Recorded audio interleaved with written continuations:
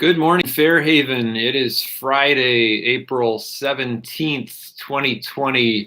It is snowing outside, and that's crazy, but that'll stop soon.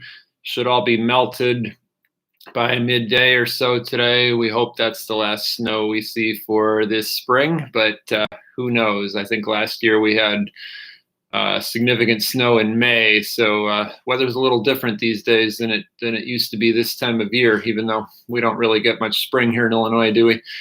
Okay, April 17th, on this day in history, it is duck season, and by that I mean in 1937, Daffy Duck made his debut in Porky's Duck Hunt in a Warner Brothers cartoon with Porky Pig. So Daffy Duck's birthday is technically today. Let's see. In 1790, Benjamin Franklin, U.S. patriot, and 1961. On this day, supported by the U.S. government, 1,500 exiles made the unsuccessful Bay of Pigs invasion in Cuba. In 1969, Sirhan Sirhan was convicted for the murder of Robert F. Kennedy.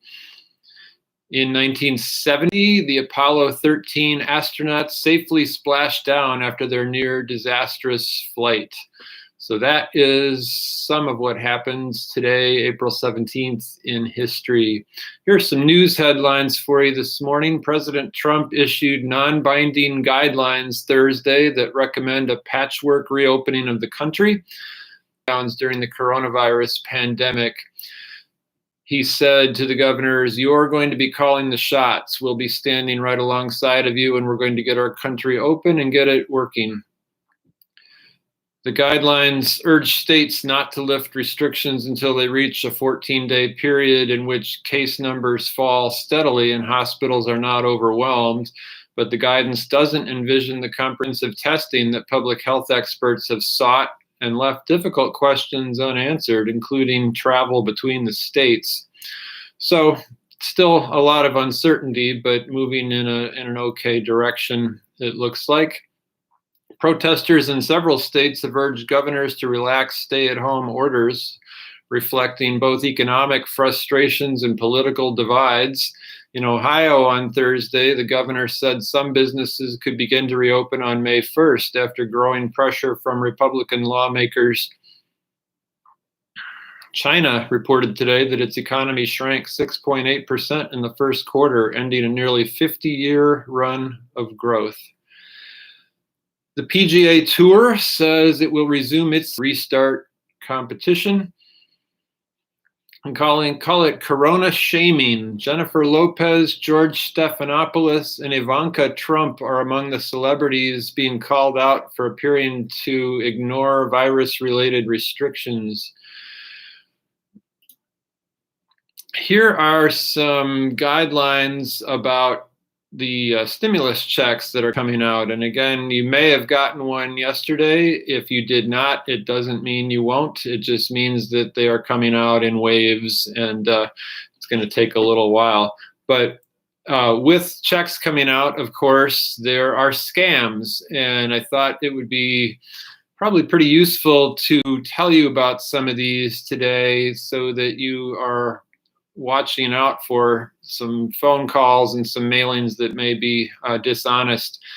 So one thing to keep in mind, the IRS will not call anyone. They mail notices, and there are predictable scams. In one scam, people send what seems to be a real check for more than you are due. Then they call you and tell you to send part of that money back. They sent you a fake check, and they want you to send them a real one. The Better Business Bureau scam tracker said another scam that's already surfaced is social media based. You receive a message or see a social media post regarding a COVID-19 economic impact check. You click the link, you're taken to what seems to be an official website asking you to enter your personal information or banking details. And they say it's necessary to verify your identity and process your check. Don't click on anything from social media that takes you to a site where they want you to ask or to provide banking information. That same scam page also includes this one targeting seniors, claiming to be a government agency called the U.S. Emergency Grants Federation. That's phony, of course. The site requests your social security number under the guise of needing to verify your eligibility. In other versions, scammers claim that you can get additional money up to $150,000 in one case, or even receive your funds immediately.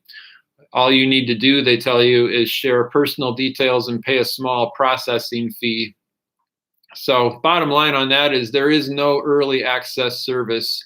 Scammers are already busy trying to convince people that they have an inside track to their money, which could really be attractive for people who are behind on payments on anything that they have debt for.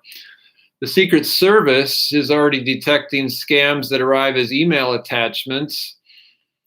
In one instance, victims have received an email purporting to be from a medical or health organization that includes attachments that supposedly contain pertinent information about the coronavirus. And this, when people open these attachments, it puts malware on your computer, basically a virus, or prompts you to enter your email and log in to access the information, and then they get your passwords and things. So just don't fall for any of that. You won't be called or emailed by the IRS. They mail things to you.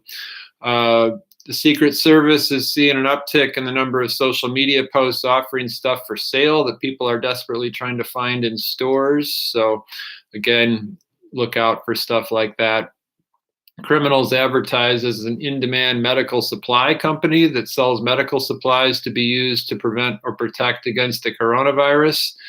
And then they demand upfront payments or initial deposits. And of course, you never see your money or any products. So there's just lots and lots of this stuff, scams as well. So keep your guard up on that. Ask if you're not sure. And don't click on anything that looks too good to be true. Locally, Mercy Health has pitched a plan to reopen 3 Rockford hospitals for elective surgery. I'll read you that. It's out of the Register Star this morning. Mercy Health pitched a plan Thursday to house all local COVID-19 patients in one of its hospitals as part of a plan to get state officials to lift a ban on elective surgeries at the 3 other hospitals in the city. But the 2 other hospitals in town, Swedish American and OSF St. Anthony, have some reservations about this. Mercy Health said in a news release that it has moved patients with COVID-19 to its Javan Bay Hospital, Rockton Avenue location. Doing so has isolated those with the disease, leaving its Javan Bay Hospital Riverside campus in position to offer outpatient radiology and elective services. The Illinois Department of Public Health has advised canceling elective surgeries to prevent the spread of COVID-19. Mercy Health has asked the parent health systems of OSF and Swedish American to join in its plan. That way, those hospitals could send their COVID-19 patients to Mercy Health Rockton Avenue location. They have some support for this, but the other hospitals are not thrilled about this. And here's someone from Swedish American. "We are shocked and disappointed by Mercy Health's announcement today," said Jennifer Mayer, president and CEO of Swedish American Health System. "From day one, Swedish American has been working in close partnership with the City of Rockford, Winnebago County Health Department, and area health systems who have a coordinated plan to best care for COVID-19 patients," she said. Swedish American remains confident in our ability. The announcement by Mercy Health was unexpected as we have been working collaboratively with the Winnebago County Health Department and the Emergency Operations Center. We are all operating under Governor Pritzker's executive order to not resume non-essential healthcare procedures until the order is lifted. We believe it is the best interest of our communities to support the cohesive response through the EOC, that's Emergency Operations Center, during this national pandemic. So not much agreement on that, and it kind of shows how competitive our local hospitals are, and I don't know, you read into that what you want, but that doesn't sound like that's going to be taking place with all the COVID-19 patients going to one hospital. Finally today, this is an article from the Gospel Coalition, and it's titled, "What Should I Do with My Stimulus Check?" First of all, don't give it to scammers. But I'll just read you part of this. It has some good advice. Since many Americans are receiving stimulus checks from the federal government, how should Christians think about the influx of money? Should we give it away, save it, spend it, tithe it? The Bible doesn't give us specific commands for what we should do when the government gives away money, but God does give many helpful principles for pursuing financial wisdom. Here are 8, and I'm not going to do all of these, but I'll hit on a few of these that I think are pretty relevant. God owns the cattle on 1,000 hills. That's Psalm 50, verse 10. But he owns every penny. But he also owns every penny of the $2 trillion stimulus. Christians are to be humble stewards of God's resources, his third-party money managers. Be thankful for your government, but even more thankful for your God. God provides for his people's needs. It's disgraceful when those who are given the opportunity to provide for their families fail to do so. Take care of your own bills, debts, and expenses in a time of instability. God sometimes provides for future difficulty. When provisions are plentiful, the ant works in wisdom, knowing cold and less fruitful winters are coming. That's Proverbs 6:6-8. We don't know how long the economic downturn could last, so savings seems prudent. Godliness with contentment is great gain. Since the love of money is the root of all kinds of evils, that's 1 Timothy 6, be careful not to fall into the temptation to love the stuff this money can buy more than the stability God can provide. Here's another one. God provides for enjoyment. When held in tension with being ready to share, there's nothing wrong with enjoying God's provision. Enjoy a nice date night or new outfit as a gift from God also helps the economy. Clearly, in a situation like Fairhaven's, maybe it's some online shopping, maybe it's sending some money to someone else, who knows. God provides so we might share is the next one.